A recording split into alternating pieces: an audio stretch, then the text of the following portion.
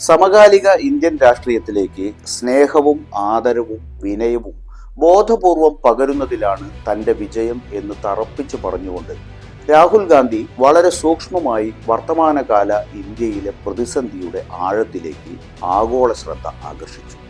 പ്രതിപക്ഷ നേതാവ് എന്ന പദവിയുടെ വ്യവസ്ഥാപിത ഉത്തരവാദിത്തങ്ങൾ നിറവേറ്റുന്നതിനു പുറമെ ഇതും തനിക്ക് നിറവേറ്റാനുള്ള ഒരു പ്രധാന കടമയാണെന്ന് പറഞ്ഞ രാഹുൽ ഗാന്ധി അമേരിക്കൻ ഐക്യനാടുകളിൽ നടത്തുന്ന ആശയവിനിമയങ്ങളിൽ ജനാധിപത്യത്തിന്റെ അർത്ഥവും ലക്ഷ്യവും വിശദമാക്കുന്നതിനൊപ്പം ഇന്ത്യൻ ഭരണഘടനയ്ക്കെതിരായ ഭീഷണികളിൽ പ്രതിപക്ഷ പാർട്ടികൾ സ്വീകരിക്കുന്ന നിലപാട് എന്താണെന്നും വിശദീകരിച്ചു. മുമ്പ് പല അവസരങ്ങളിലും പറഞ്ഞതുപോലെ ഭാരത് ജോഡോ യാത്ര ഏറ്റെടുക്കാൻ തന്നെ നയിച്ച കാരണങ്ങൾ രാഹുൽ തന്റെ പ്രഭാഷണങ്ങളിൽ ആവർത്തിക്കുന്നുണ്ട്. ഇന്ത്യയെ ജനാധിപത്യത്തിന്റെ മാതാവ് എന്ന മട്ടിൽ പ്രധാനമന്ത്രി നരേന്ദ്രമോദി നടത്തുന്ന അന്തസാര ശൂന്യമായ മഹത്വപ്പെടുത്തലിന്റെ പൊള്ളത്തരം, ഘടകവിരുദ്ധമായ അദ്ദേഹത്തിന്റെ പ്രവൃത്തികൾ തുറന്നുകാട്ടി രാഹുൽ വിമർശിച്ചു. ജനാധിപത്യത്തെക്കുറിച്ചുള്ള വിമർശനാത്മകമായ ആശങ്കകളെ അഭിസംബോധന ചെയ്യുന്നതിനു പകരം വാചാടോപം ഉപയോഗിച്ച് വെള്ളപൂശാനാണ് മോദി ശ്രമിക്കുന്നതെന്ന് രാഹുൽ സമർത്ഥിച്ചു. രാഷ്ട്രീയ സ്വയം സേവക് സംഘും ഭാരതീയ ജനതാ പാർട്ടിയും മുന്നോട്ട് വയ്ക്കുന്ന ഏകീകൃത ഇന്ത്യ എന്ന ആശയം നിരസിച്ച രാഹുൽ ഗാന്ധി ഇന്ത്യ എക്കാലത്തും സംസ്കാരങ്ങളുടെ സമരസ ഭൂമിയാണെന്നും ഒരു കാരണവശാലും അവിടെ വിദ്വേഷവും വെറുപ്പും മൂല്യങ്ങളായി അംഗീകരിക്കാനാവില്ലെന്നും വ്യക്തമാക്കി. പ്രത്യയശാസ്ത്രപരവും ദാർശനികവുമായ പോരാട്ടം പുതിയതല്ലെന്ന് സമ്മതിച്ച രാഹുൽ, എന്നാൽ സമൂഹത്തിനും ദേശീയ രാഷ്ട്രീയത്തിനുമുള്ള RSS BJP കാഴ്ചപ്പാട് ജനാധിപത്യത്തിന്റെ സത്തയ്ക്ക് വിരുദ്ധമാണെന്നും തറപ്പിച്ചു പറഞ്ഞു. സംഘപരിവാറിന്റെ പ്രത്യയശാസ്ത്ര നിലപാടുകൾക്കെതിരായ ഈ വിമർശനം പ്രതിപക്ഷ രാഷ്ട്രീയത്തിന്റെ പ്രധാന പ്രമേയമായതിനാൽ അദ്ദേഹം വിദേശ മണ്ണിൽ ഇന്ത്യക്കെതിരെ സംസാരിച്ചു എന്ന മട്ടിൽ BJP ഉയർത്തുന്ന ആരോപണം അപഹാസ്യമാണ്. കഴിഞ്ഞ തെരഞ്ഞെടുപ്പിൽ മുസ്ലിങ്ങളെ ആക്രമിച്ച് സമൂഹത്തെ ധ്രുവീകരിക്കാൻ ലക്ഷ്യമിട്ട പ്രധാനമന്ത്രി പദവി പോലും മാനിക്കാതെ ദുഷിച്ച വർഗീയ പ്രചാരണം നടത്തിയപ്പോൾ നരേന്ദ്രമോദിയുടെ രാഷ്ട്രീയത്തെ ശക്തമായി നേരിടുകയും അതിതീവ്രമായി വിമർശിക്കുകയും ചെയ്താണ് രാഹുൽ മുന്നേറിയത്. എന്നാൽ ഭാരത് ജോഡോ യാത്രയിലാവട്ടെ രാഹുൽ കക്ഷി രാഷ്ട്രീയം പറഞ്ഞില്ല. പകരം മൃദുവായ രൂപകങ്ങളിലൂടെ രാജ്യം നേരിടുന്ന ആശങ്കയുടെ സന്ദേശം കൈമാറാനാണ് രാഹുൽ ശ്രമിച്ചത്. ഇന്ത്യയുടെ രാഷ്ട്രീയം ഒരു രോഗശാന്തി സ്പർശത്തിനായി ആഗ്രഹിക്കുന്നുവെന്നാണ് രാഹുൽ വാദിച്ചത്.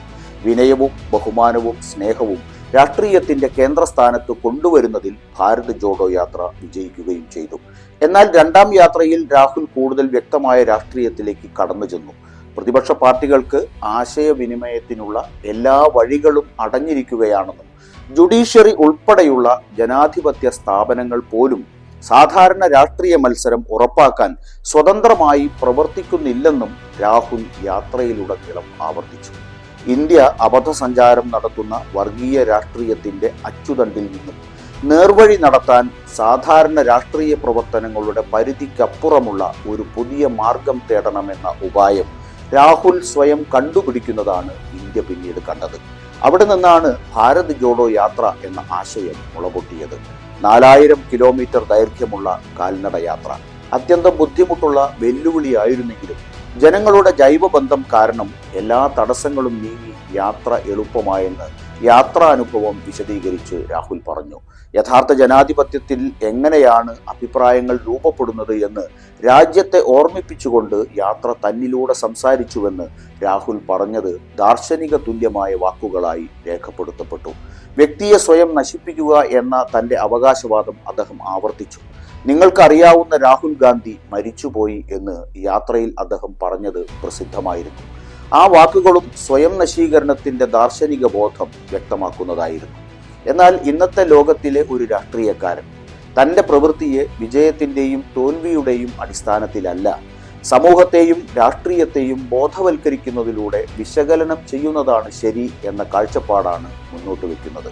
ഭരണഘടനാ തത്വങ്ങളായ സമത്വം, നീതി, ഉത്തരവാദിത്വം എന്നിവയെ അശ്രദ്ധമായി ചവിട്ടിമെതിച്ച നരേന്ദ്രമോദി ഗവൺമെന്റിന്റെ ശക്തിയും ധൂർത്തും തുറന്നു കാട്ടിയത് കൂടാതെ പൊതുമണ്ഡലത്തിൽ നിന്ന് ഭയം എന്നുവെച്ചാൽ പ്രധാനമന്ത്രിയോടുള്ള ഭയം അപ്രത്യക്ഷമാകുകയാണെന്നും രാഹുൽ പരാമർശിച്ചു.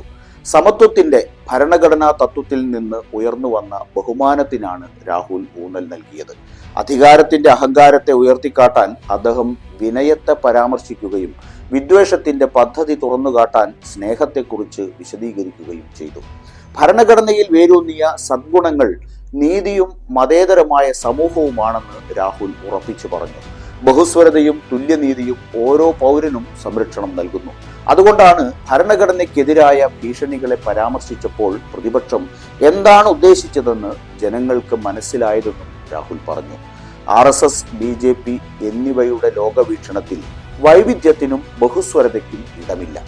അവരുടെ സാംസ്കാരിക സാരാംശം എന്ന ആശയം ന്യൂനപക്ഷങ്ങൾക്കെതിരെ, പ്രത്യേകിച്ച് മുസ്ലിങ്ങൾക്കെതിരായ വിനാശകരമായ അജണ്ടയെ അടിസ്ഥാനമാക്കിയുള്ളതാണ്. അത് കേവലം സാംസ്കാരികവും മതപരവുമല്ല, ഇത് രാഷ്ട്രീയമാണ്. ലിബറൽ ഹിന്ദുക്കളെപ്പോലും വെറുതെ വിടുന്നില്ല അത്. മറ്റു രാജ്യങ്ങളിലെ ഫാസിസ്റ്റുകൾ ചെയ്തതുപോലെ BJPയും തങ്ങളുടെ ഭൂരിപക്ഷ രാഷ്ട്രീയ പദ്ധതി ദേശീയതയുടെ വേഷത്തിൽ അവതരിപ്പിച്ചു. വിമർശകരുടെ ദേശസ്നേഹത്തെ ചോദ്യം ചെയ്തുകൊണ്ട് സാംസ്കാരിക ഏകീകരണം മാത്രമല്ല, എല്ലാത്തരം രാഷ്ട്രീയ സമരങ്ങളും താൽക്കാലികമായി നിർത്തിവെക്കണമെന്ന് അവർ ആഗ്രഹിച്ചു. ആധിപത്യം ആഘോഷിക്കുകയും കീഴടക്കുന്നതിൽ വിരാജിക്കുകയും ചെയ്യുന്ന രാഷ്ട്രീയമാണ് അവർ സ്വപ്നം കണ്ടത്. ഭാരത് ജോഡോ യാത്ര ഇന്ത്യക്കാരുടെ ജനാധിപത്യ ചൈതന്യത്തെ ജ്വലിപ്പിച്ചു. ചെറുത്തുനിൽപ്പിന്റെ സാധ്യതയെക്കുറിച്ച് തിളക്കമുള്ള പ്രതീക്ഷ സൃഷ്ടിച്ചു. മതേതരത്വം വാചാടോപത്തിന് വേണ്ടിയല്ല നിലകൊള്ളുന്നതെന്ന് രാഹുൽ മനസ്സിലാക്കി. മതാന്തര ധാരണയുടെയും സഹിഷ്ണുതയുടെയും രാഷ്ട്രീയമാണ് മതേതരത്വം മുറുകെ പിടിക്കുന്നത്. മനുഷ്യ ശരീരങ്ങളിലൂടെ അത് പ്രകടമാവണം. കന്യാകുമാരി മുതൽ കശ്മീർ വരെ തോളോട് തോൾ ചേർന്ന് നടന്ന ലക്ഷക്കണക്കിന് ആളുകൾ ആ ശാരീരിക പ്രകടനമാണ് നടത്തിയത്. മതനിരപേക്ഷതയെ നിന്ദ്യമായി നിരാകരിച്ച പ്രധാനമന്ത്രിക്കുള്ള ശക്തമായ തിരിച്ചടിയായി യാത്ര മാറിയത് അങ്ങനെയാണ്. മാധ്യമങ്ങൾക്ക് അവഗണിക്കാനോ വികൃതമാക്കാനോ കഴിയുമായിരുന്ന കേവലം വാക്കുകളിലൂടെയല്ല, മനുഷ്യ മനസ്സുകളിലൂടെയാണ് രാഹുൽ തന്റെ പ്രതിരോധം നെയ്തെടുത്തത്. സ്വാതന്ത്ര്യ സമരത്തെ ഒരു ബഹുജന പ്രസ്ഥാനമാക്കി മാറ്റുന്ന മഹാത്മാഗാന്ധിയുടെ ശൈലിയാണ് രാഹുൽ തന്റെ യാത്രയിലുടനീളം ആവിഷ്കരിച്ചത്. ഒരു ധാർമ്മിക ശക്തിയില്ലാതെ ഏകീകൃത പദ്ധതിയിൽ ജനങ്ങളുടെ പങ്കാളിത്തം അസാധ്യമാണെന്ന് രാഹുലിന് അറിയാമായിരുന്നു. അന്തരീക്ഷത്തിൽ മുറ്റിനിന്ന വെറുപ്പിന്റെയും ഭയത്തിന്റെയും മൂടൽമഞ്ഞ് കാരണം പ്രണയത്തിന്റെ ആഖ്യാനത്തിന് ഇന്ത്യൻ രാഷ്ട്രീയത്തിൽ അങ്ങനെ പ്രാധാന്യം ലഭിച്ചു. സാധാരണ രാഷ്ട്രീയം കൈകാര്യം ചെയ്യുന്ന രാഷ്ട്രങ്ങൾക്ക് സ്നേഹത്തിനായി കൊതിക്കുന്ന ഇന്ത്യയുടെ ആത്മരോദനം മനസ്സിലാകില്ല എന്ന് അമേരിക്കയിലെ പ്രഭാഷണത്തിനിടെ രാഹുൽ പറഞ്ഞ വാക്കുകൾ തലമുറ പിന്നിട്ടാലും ഇന്ത്യയെ അടയാളപ്പെടുത്തുന്ന വാക്കുകളായിരിക്കുമെന്ന കാര്യത്തിൽ തർക്കമില്ല.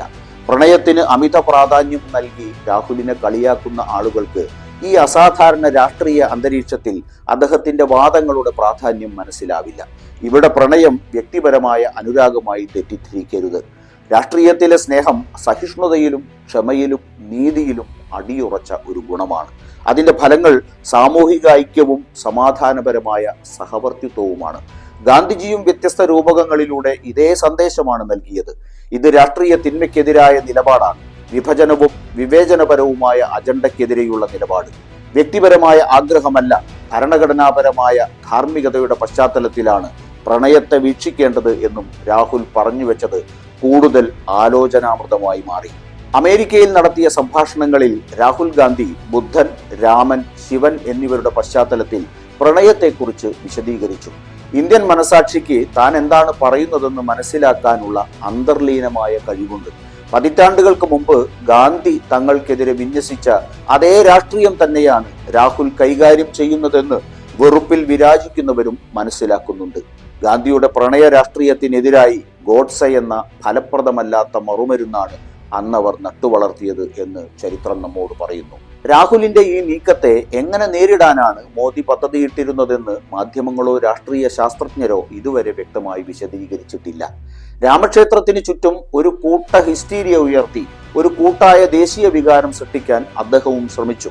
മതപരമായ ആചാരങ്ങളുടെ കേന്ദ്രബിന്ദുവായി സ്വയം നിലകൊള്ളുകയും രാഷ്ട്രീയ എതിരാളികളെ ഹിന്ദു വിരുദ്ധരായി മുദ്രകുത്തി അവരെ ഒറ്റപ്പെടുത്തുകയും ചെയ്യുന്ന പദ്ധതിയാണ് അപൂർണമായ ഒരു ക്ഷേത്രത്തിന്റെ പ്രാണപ്രതിഷ്ഠയിലൂടെ മോദി ലക്ഷ്യമിട്ടത്.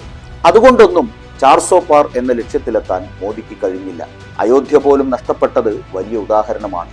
മോദിയുടെ ഭിന്നിപ്പിന്റെ തന്ത്രങ്ങളെക്കാൾ വലിയ നേട്ടമാണ് രാഹുലിന്റെ സൃഷ്ടിപരമായ പ്രവർത്തനങ്ങളിൽ ജനങ്ങൾ കണ്ടതെന്ന് അയോധ്യ തെളിയിച്ചു. സമൂഹത്തെ മതനിരപേക്ഷമാക്കാനുള്ള രാഹുലിന്റെ ശ്രമത്തെ ചെറുക്കാനുള്ള വിഭജന പദ്ധതിയാണ് മോദി വീണ്ടും എടുത്തുപയറ്റിയത്. ഇന്ത്യൻ രാഷ്ട്രീയത്തിൽ മതേതരത്വം അപ്രസക്തമായെന്ന് 2019 വിജയത്തിന് ശേഷം മോദി പ്രഖ്യാപിച്ചിരുന്നു. 2019 മെയ് മാസത്തിൽ ഡൽഹിയിലെ BJP ആസ്ഥാനത്ത് നടന്ന വിജയാനന്തര പൊതുയോഗത്തെ അഭിസംബോധന ചെയ്തുകൊണ്ട് അന്ന് മോദി പറഞ്ഞത്, സഹോദരന്മാരെ, 30 വർഷമായി തുടർച്ചയായി നാട്ടിൽ നടക്കുന്ന നാടകമായ മതേതരത്വത്തെ ഗംഗയിൽ മുക്കുക. ആ വ്യാജ ടാഗിന്റെ പേര് സെക്യുലറിസം എന്നായിരുന്നു. മതേതരർ ഒത്തുചേരൂ എന്ന മുദ്രാവാക്യങ്ങൾ ഉണ്ടായിരുന്നു എന്നൊക്കെയായിരുന്നു. സ്നേഹവും ഭരണഘടനാവാദവും ചൂണ്ടിക്കാണിച്ചാണ് രാഹുൽ അമേരിക്കയിൽ തന്റെ പ്രഭാഷണ പരമ്പര നടത്തിയത്. വർഗീയതയുടെ രാഷ്ട്രീയത്തിൽ BJP അടിയുറച്ചു നിന്നപ്പോൾ മുഴുവൻ പ്രതിപക്ഷവും മതേതര വർഗീയ സിലബസ് അവഗണിച്ച് അതിവേഗം മുന്നോട്ട് നീങ്ങി.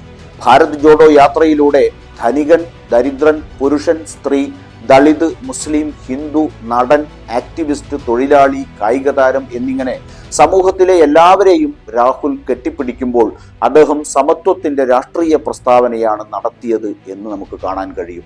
യഥാർത്ഥത്തിൽ യാത്രയിലുടനീളം രാഹുലിന്റെ പെരുമാറ്റം ഭരണഘടനാവാദത്തിന്റെ ഭൗതികമായ ചിത്രീകരണമാണ് നടത്തിയത് എന്നും കാണാൻ കഴിയും. ഭരണഘടന സ്നേഹത്തിന്റെയും നീതിയുടെയും രാഷ്ട്രീയ പ്രകടനമല്ലാതെ മറ്റൊന്നുമല്ല എന്ന സന്ദേശമാണ് ആ യാത്ര ജനഹൃദയങ്ങളിലേക്ക് നൽകിയത്. സത്യാനന്തര ഇന്ത്യയിൽ നിന്നും യഥാർത്ഥ ജനാധിപത്യ മൂല്യങ്ങളുടെ വീണ്ടെടുപ്പ് നടത്തിയ ആ ഐതിഹാസിക യാത്ര 2 വർഷം പിന്നിട്ടിട്ടും നവനവോന്മേഷശാലിയായി നിൽക്കുന്നതും അതുകൊണ്ട് തന്നെയാണ്.